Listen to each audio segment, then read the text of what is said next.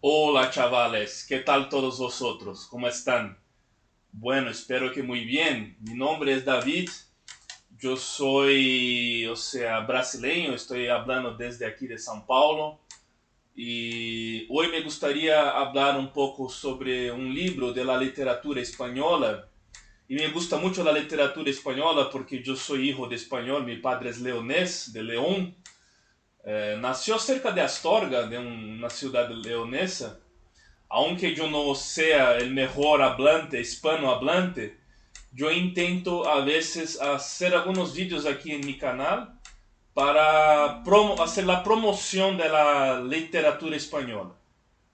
Y hoy me gustaría hablar de un autor un poco común. No es tan común, tan famoso, tan conocido como en el mundo fuera del mundo hispanohablante las personas conocen, que es Ramiro Ledesma Ramos. Ramiro Ledesma Ramos, un tipo un poco polémico y controverso porque fue el líder de las JONS, de las Juntas de Ofensivas Nacional Sindicalista. Y yo tengo este libro de él aquí, o sea, que habla de él, de Ferran Gallego, que es de Ramiro Ledesma Ramos. Y en este libro hay muchas cosas que después, yo leyendo el libro que voy a hablar hoy, yo me acordaba mucho de este libro aquí de algunos pasajes que a veces yo concordo y a veces yo no concordo con que Ferran Gallego habla de Ramiro Ledesma Ramos. Hoy yo quiero hablar de un libro llamado El sello de la muerte. Este libro é um livro que Ramiro Ledesma Ramos escribió aún muy joven, tenía solo 17 años y fue un libro de 1924 este libro. Y nunca tuvo una segunda edición este libro, o sea, no tuvo más tirajes, solo las tirajes de los años 20. Y yo logré encontrar este libro en internet y después yo sé que en el año de 2017 ellos, o sea, hicieron otra tiraje del libro. Pero no es una tiraje oficial, es una editora, o sea, como si fuera amadora, no sé. Y hicieron más un tiraje de este libro. Bueno, ¿qué habla este libro? Este libro es un alter ego de Ramiro, donde él escribe las memorias de un escritor llamado Antonio Castro. Muchas de esas memorias de Antonio Castro son las propias memorias de Ramiro, pero aún a veces alteradas, cambiadas, o sea, no son o sea, estrictamente verdadeiras, reales, pero son a veces romanceadas. Estas memorias é como se fuera una especie de autobiografía ficcional, una autobiografía ficcional, el libro. Bueno, Antonio Castro empieza entonces haciendo un homenaje a Ortega y Gasset.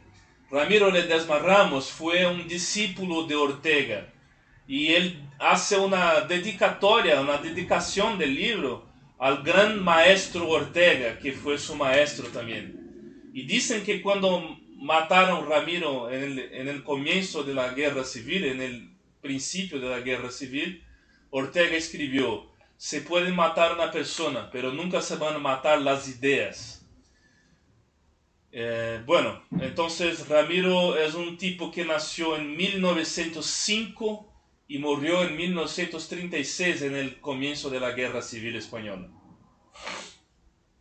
Bueno, lo que yo puedo decir de este libro es que Antonio Castro entonces, hay otra discípula de Ortega, María Zambrano muy famosa también, pero las personas conocen más María Zambrano y saben poco que Ramiro también fue su discípulo de Ortega y Gasset. Bueno, el libro comienza entonces con Antonio Castro diciendo que va a escribir sobre sus memorias, que es un escritor muy famoso, que puede vivir de su literatura, de sus libros, pero aún tiene un vacío, aún tiene alguna cosa dentro de él que no está llena, que no está completa. Entonces, aunque sea un gran escritor y muy famoso escritor, él siente un vacío dentro de él. Y entonces él empieza a decir sobre sus memorias, de cuando iba a la ciudad, por ejemplo, y Ramiro hace unas memorias donde estas memorias tienen muchas relaciones con la política y con la filosofía. Entonces, muchos conceptos de filosofía y de historia y de política están, o sea, en este libro junto con las memorias del personaje. Y muchas citaciones también donde él siempre enseña nuevos conceptos y autores y escritores famosos y filósofos y todo eso. Entonces él dice que cuando él iba a la ciudad tenía una especie de conflicto social porque las personas burguesas las personas que no son burguesas, los operarios, tienen envidia de los burgueses, porque los burgueses tienen la técnica, tienen la capacidad de crear formas y tecnologías donde los permita tener una vida mejor, o sea, sin el trabajo, sin el labor físico, el labor del cuerpo. Y las personas que no son burguesas, los obreros y los campesinos y todo eso, tienen envidia de los burgueses, y los burgueses tienen este papel. Entonces, o sea, explicando una sociedad ya, y Ramiro va a ser muy crítico a esta sociedad, o sea, donde una especie de racionalismo y la técnica también, aunque él tenga también un poco de influencias positivistas también, una sociedad donde el burgués tiene un protagonismo, tiene, o sea, un desarrollo más grande que los aristócratas. Y para los nacionalistas y para Ramiro también, el valor aristocrático es muy importante. Y hay una pasaje del libro que yo voy a leer después más adelante, donde él dice que las personas del campo tienen que, o sea, se preocupar con cuestiones abstractas, no solo las cuestiones del trabajo, rutineras, de la rutina y todo eso. Entonces es una parte muy importante, y una parte que Ferran Gallego dice en este libro, que él era una persona que tenía prejuicios con las personas más simples y del campo, rurales y todo eso. Y yo no concordo, porque el pasaje del libro que él dice eso es muy bella, y él tiene un conocimiento, una sensibilidad de reconocer que hay valores múltiplos. Hay muchos valores y no solo los valores aristocráticos también. Bueno, la historia empieza con Antonio Castro aún niño, siendo un niño, y la relación que tenía con su madre. Pero él describe a su madre como una persona muy cariñosa y todo eso, pero también de una mirada un poco helada, un poco fría, porque ella descubrió muy temprano que tenía una enfermedad terminal. Y lo que pasa es que él, aún muy niño, no comprende muy bien el estado de su madre. Y su madre, o sea, en pocos momentos era como si ella estuviera, o sea, haciendo una despedida de él, o sea, diciendo adiós a su hijo, a su marido y todo eso. Y su madre entonces falleció muy temprano y deja a Antonio Castro órfano de madre. Y él tiene un tío llamado Fabio. Este tío, que es un tío de la parte de su madre, dice a su padre que él puede vivir con él. Si el niño quiere pasar un tiempo con él puede vivir con él. Pero el hijo elige a su padre como su responsable y no quiere ir a vivir con su tío. Entonces él dice, no, yo quiero estar con mi padre. Y él tiene una relación muy bonita, muy cariñosa, muy cercana y muy verdadera con su padre. Y esta relación va a estar aún más fuerte después de la muerte de su madre. Bueno, una cosa que Ramiro siempre habla en este libro es del escepticismo. El escepticismo del personaje porque murió su madre y después con otros eventos que van a ocurrir al desarrollo del libro, el escepticismo del personaje va a estar aún más fuerte, cada vez más fuerte. Entonces él empieza muy temprano a ser un excelente alumno en la escuela. Primeramente, él va a estudiar en una escuela religiosa, pero después no tiene una buena experiencia estudiando en un semanario, en una escuela de curas. Él no tiene una buena experiencia con estas curas y todo eso. Y es una crítica que Ramiro tenía a la iglesia, porque Ramiro era laicista, era laico, laicista. Y tenía entonces, en contrario de José Antonio Primo de Rivera, que era muy católico por el tema de la falange y todo eso, dicen que Ramiro era ateo, era un ateo. Si no era ateo, era agnóstico, aunque sea agnóstico. Entonces tenía muchas criticidades a la iglesia. Entonces, Antonio Castro sale de esta escuela religiosa y va a estudiar en un instituto normal. Y en este instituto él conoce su mejor amigo, un amigo desde la infancia, que es Félix Capilla. Félix Capilla, el buen consejero, que le da muchos buenos consejos. Y Capilla y Antonio van a ser grandes amigos porque a los dos les gusta la filosofía. Entonces, como tienen esta afinidad, estas cosas en común y las inquietudes para estudiar la filosofía y todo eso, ellos empiezan entonces una gran aventura intelectual. Y esta gran aventura intelectual entonces va, o sea, hacer con que ellos no solo tengan una buena amistad, como también un buen crecimiento intelectual. Y los consejos que Capilla da a Antonio son siempre consejos de que Antonio es una persona muy pasional, una persona muy, o sea, con cosas de una persona común, y que él tiene que estar más preocupado con las cosas abstractas, con el mundo de las ideas, con las cosas que hacen un tipo mejor, una persona mejor en el sentido del aristo, de los aristócratas mismos, los aristos que ya tienen todas sus necesidades físicas, fisiológicas,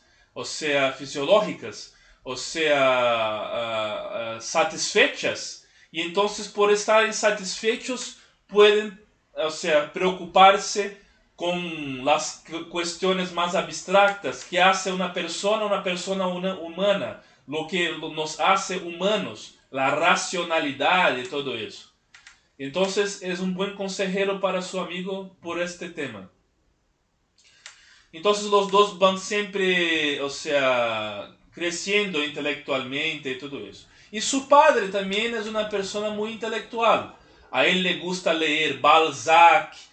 Hay una pasaje del libro que su padre está leyendo Balzac, Dante Alighieri, el italiano de la Divina Comedia y todo eso. Su padre es un poco religioso, tiene la fe católica, mismo porque a él le gusta la Divina Comedia y los escritos religiosos de Alighieri, pero también no es un fanático, ¿no? O sea, Antonio Castro, que es Ramiro escribiendo, va a decir que su padre no es un fanático religioso ni nada de eso, pero a él le gustan los temas religiosos, ¿no? Y el niño Antonio Castro tiene facultades intelectuales envidiables.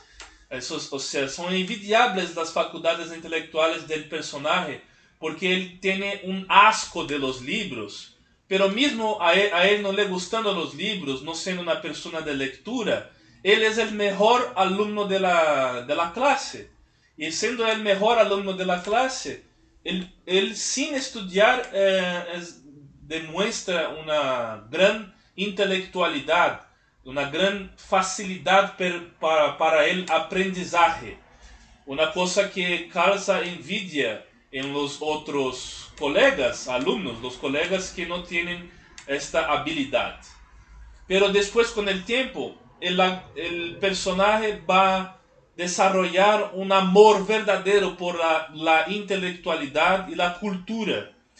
Gracias a su amigo Capilla, que le influencia con la actividad de la lectura y de los libros, de la filosofía y del mundo de las ideas. Entonces es una gran contribución que su amigo va, o sea, a hacer por él.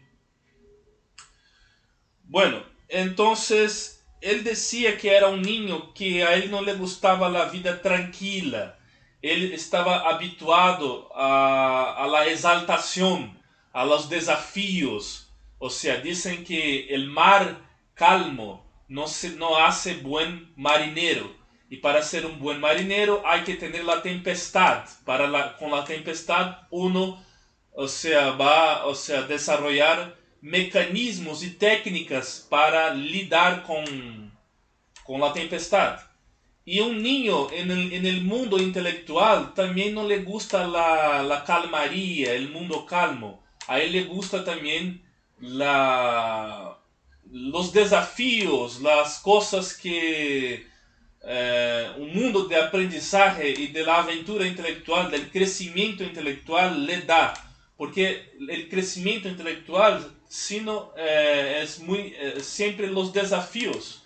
Uno siempre está se superando, uno supera a sí mismo siempre cuando aprende alguna cosa nueva o tiene adquiere o aprende una nueva habilidad. El libro va a decir que tenemos que comprender el excelso, lo incomún. Y tiene una pasaje que él dice: la ilusión es el fin perfecto y sublime del hombre cuando se la pone a la diestra de la razón, cuando sus tentáculos pisotean la razón. Bueno, cuando una persona ya no tiene la razón, la parte de idealismo y esta parte de la esperanza muchas veces, que está relacionada con la ilusión, ellos ganan el escenario. Y yo creo que este tema de la esperanza muchas veces está relacionado a la caja de Pandora de la mitología, donde se abrió todos los males del mundo, pero solo uno estuvo, o sea, dentro de la caja, que fue la esperanza. Y la esperanza también puede ser un mal si ella también no es mirada o vista mirada de una forma más ideal. Bueno, entonces él va al campo, una parte del libro, y encuentra las personas del campo, los campesinos y todo eso.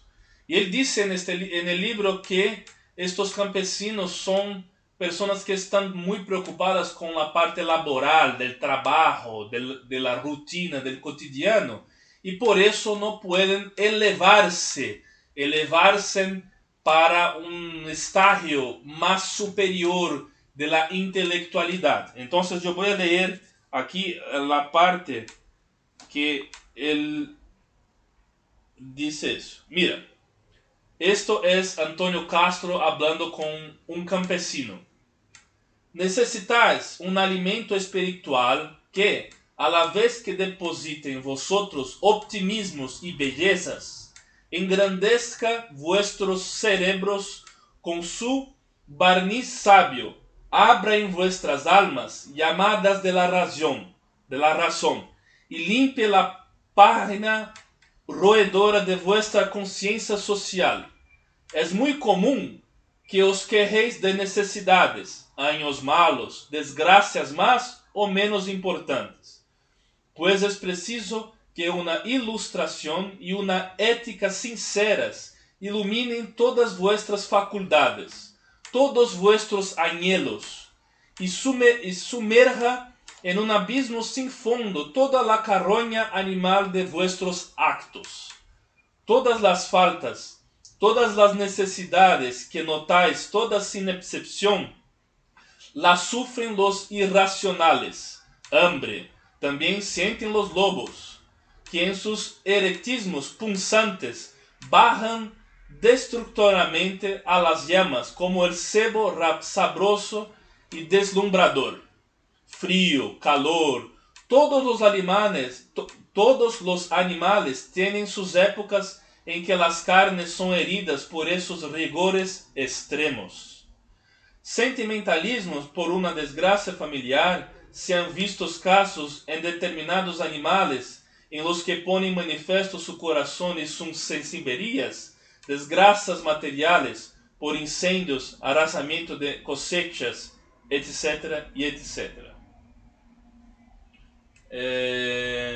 Así como los brazos y las piernas necesitan y requieren movimiento para que se entrumezcan y paralicen, así la razón y la inteligencia exigen que de ellas se haga un uso más importante que dedicarlas a contar pasos que deis. Los bueyes que veas y este desarrollo se adquiere únicamente por el medio de un estudio consciente y volutivo, encaminado a formar en cada hombre y una bestia, una persona y no un patán. ¿Me entendéis? O sea, es la idea y el intento del personaje que está, o sea, alumbrado con el conocimiento y todo eso, de que todas las personas, mismo las personas más simples, tienen que, o sea, tener este crecimiento intelectual y todo eso. Y en el libro de Ferran Gallego, él dice que esto es como si fuera un prejuicio de Ramiro Ledesma a las personas más simples.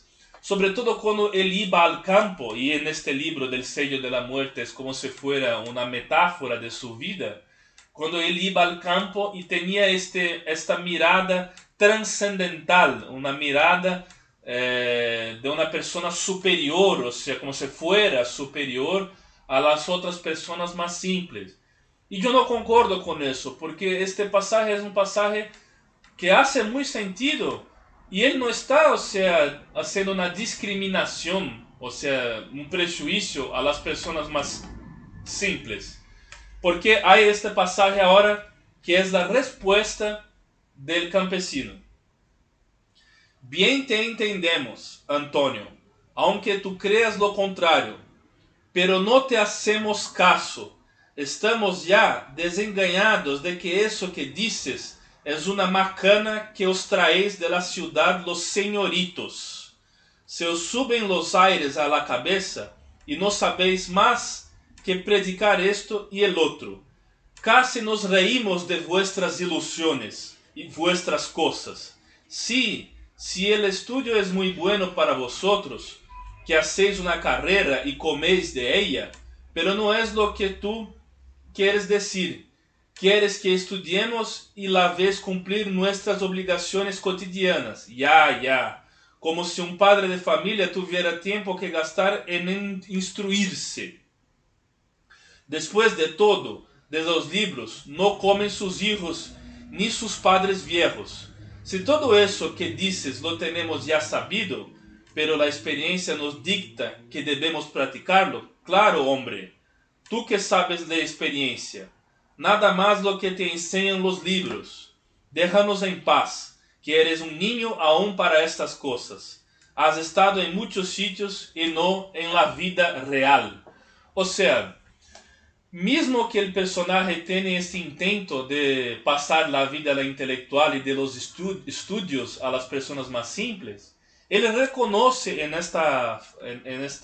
este diálogo que para la vida real y para las necesidades de uno alimentarse, vestirse, tener una vida común, ni siempre una persona puede estar, o sea, con preocupaciones abstractas. Y la vida real, que después él va a decir en un pasaje del libro, que es el realpolitik, o incluso en la política hay la política real, que no es la política romántica y todo eso, el realpolitik, la vida real es otra cosa. Y ellos no son ni más ni menos por no estar en esta vida abstracta intelectual.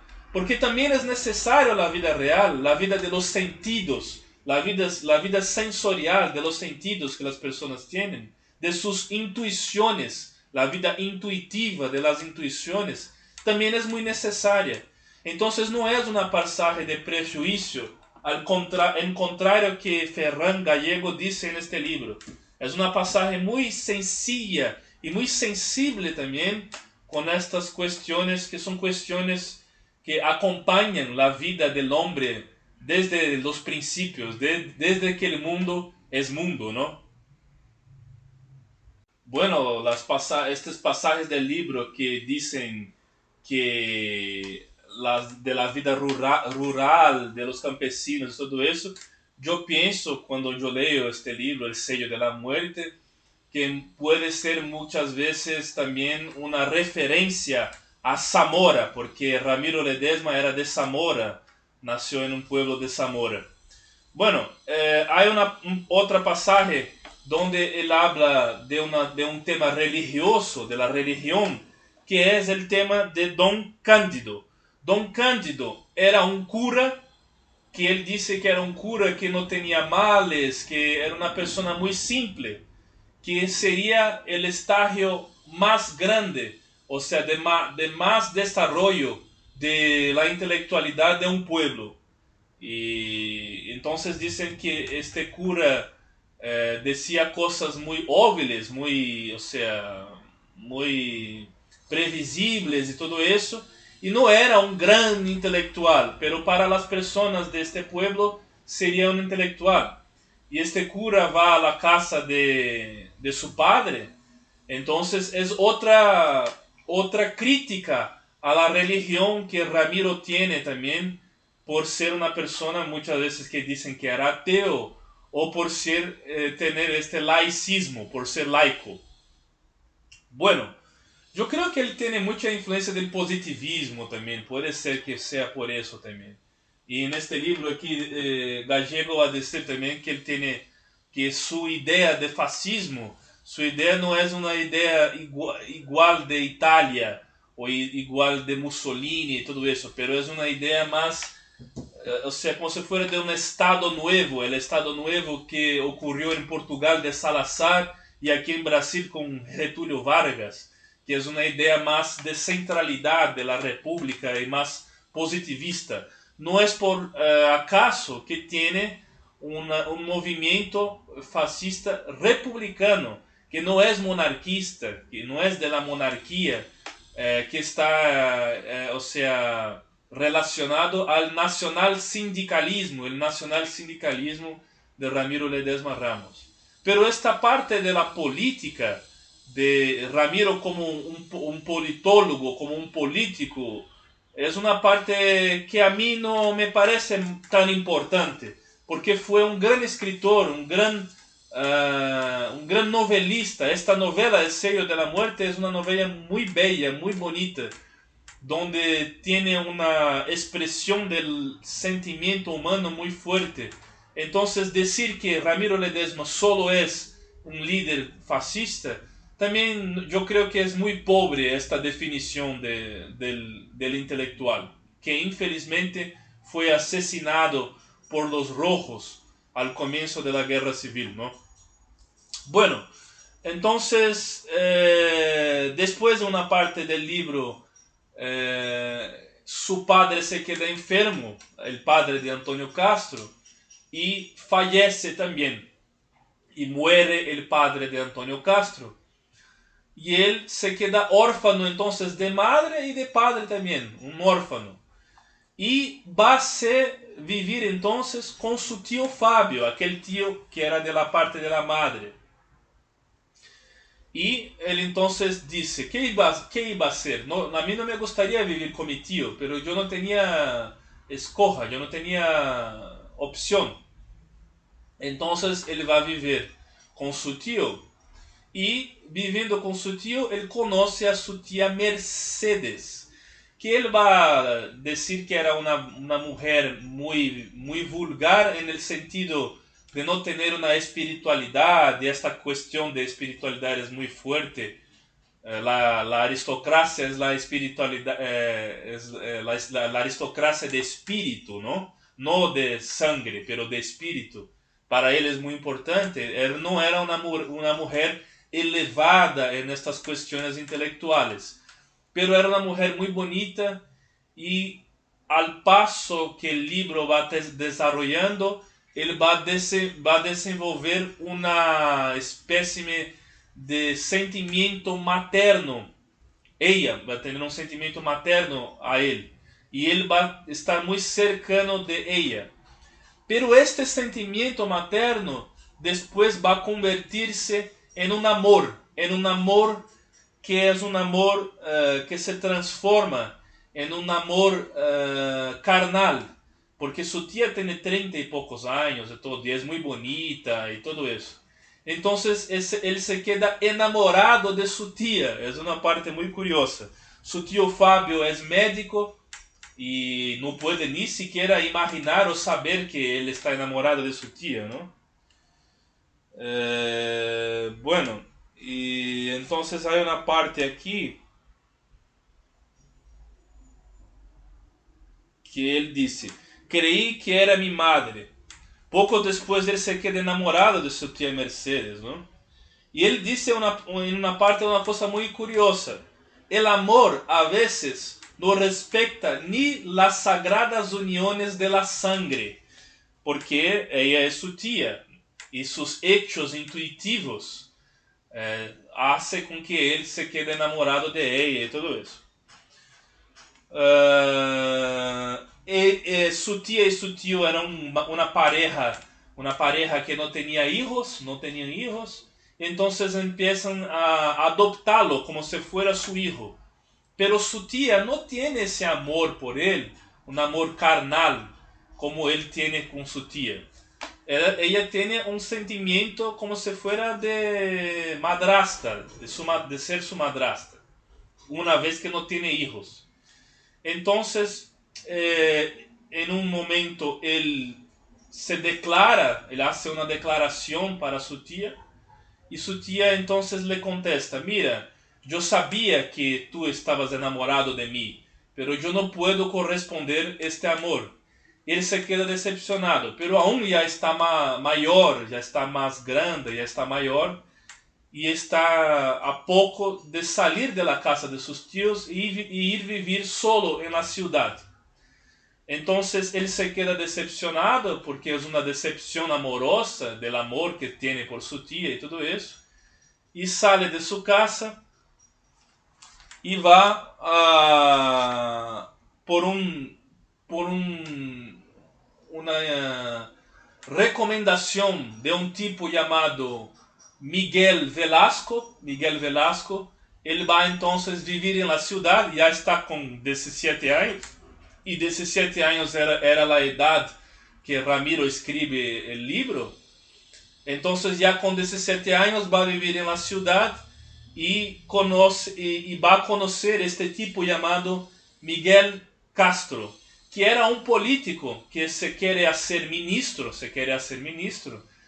y los alcaides de los pueblos, en un alcaide del pueblo que él vivía con su tío, quiere hacer la campaña y quiere tener relaciones políticas con este Miguel Velasco. Entonces él va a la ciudad y reencuentra a su amigo Capilla, que está un poco cambiado. Él dice que su amigo Capilla está un poco más positivista, un poco más realista también. Está estudiando en la ciudad, pero los dos se abrazan con un abrazo abrazo fraternal de amigos y todo eso.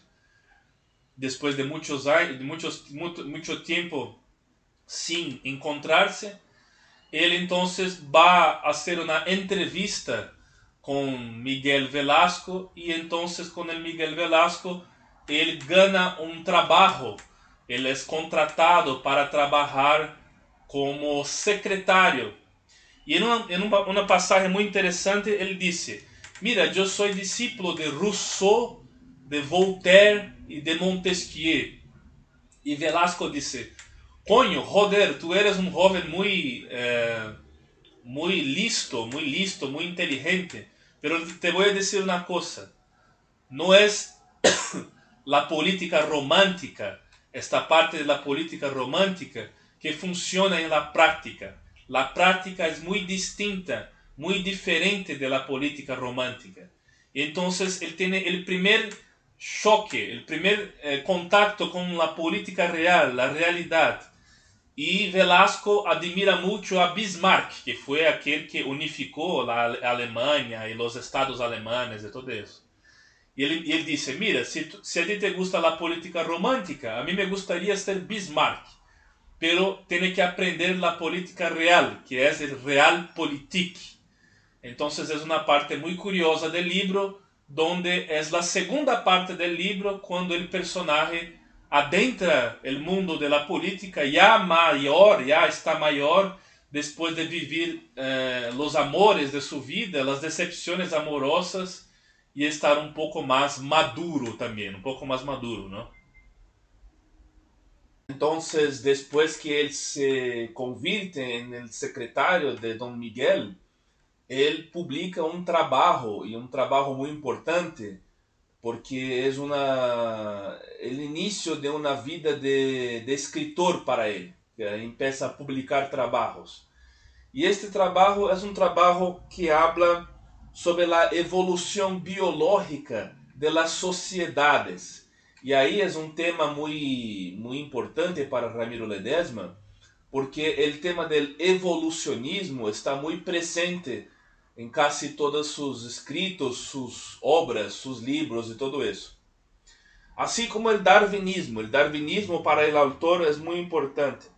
Hay una parte que él dice que Platón, el filósofo, es mejor que Sócrates, pero Darwin tiene la razón de todo. Entonces, es una idea que era muy común al principio el comienzo del siglo XX y en los fines del siglo XIX y el comienzo del siglo XX, que era la idea de evolucionismo cultural, la evolución de las especies y todo eso. Es una cosa que está muy presente. Y él va a vivir entonces después en una casa de huéspedes, en una especie de casa de huéspedes con 4 jóvenes. Estos 4 jóvenes son estudiantes y él sigue teniendo su amistad con Capilla, que es su amigo y todo eso. Bueno, una cosa que a mí me gustaría hacer es leer un pasaje que habla del suicidio. El autor en un momento del libro va a hablar de esta cuestión del suicidio. No es una voluntad que él tiene, pero él en cierto momento habla de esta posibilidad. En mi mente comenzaba a formarse otra idea de redención, peligrosísima y aún más funesta acaso que el suicidio, puesto que comprendía la total renuncia de todos aquellos hermosos pensamientos para toda una vida, arrastrar tras de mí el estalabón de la vulgaridad y la idiotez. Esto es, adaptar mis idealidades al medio mundano y abandonar todas las ilusiones que por algún tiempo sumergieron mi cerebro de fúlgidas esperanzas. la lucha era enconadísima, pues las armas de las dos partes estaban provistas de puntas aserradas, dispuestas a atacarse destructoramente, de tal forma que mi imaginación vislumbró un posible final, tenebroso pero salvador, la muerte natural, la separación eterna del cuerpo y el alma, desenvolviéndose a esta libertad ansiada que le permitía remontarse a las alturas en busca de un discutible paraíso, de su coronación brillante y fantasiosa.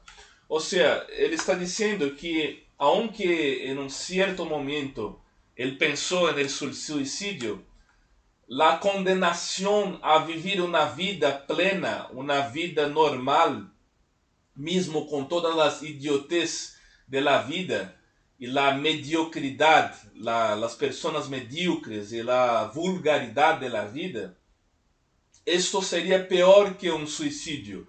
Vivir la vida natural y esperar que la muerte sea la muerte natural. El libro se llama El sello de la muerte porque él está casi siempre en contacto con estos temas de muerte y todo eso. Primero por su madre que murió, después su padre también que murió, y hay un otro momento en el libro que él se torna como si fuera, él se convierte en un hijo espiritual de Don Miguel, porque él escribe muy bien y Don Miguel dice, tú eres demasiado literato y todo eso. Y ellos van a Madrid, y él conoce Madrid, conoce las partes famosas de Madrid, la Castellana, Las Ventas, todos estos sitios famosos de Madrid que todos nosotros conocemos, el Escorial también, hay un pasaje que está en el Escorial y todo eso. Pero lo que importa es que en un cierto momento, en un viaje yo creo que para San Sebastián, él conoce una artista, una mujer que es artista, y se enamora de ella. Y tiene una experiencia sexual, o sea, carnal, del amor carnal, su primera experiencia como adulto, como del sexo mismo.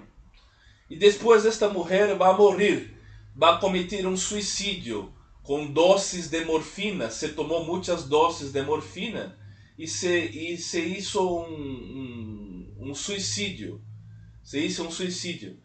Y entonces Antonio Castro, va a tener otra decepción. Por eso que el libro está siempre jugando con este tema de la muerte. El tema de la muerte está siempre muy presente. Y después de este facto, después de esta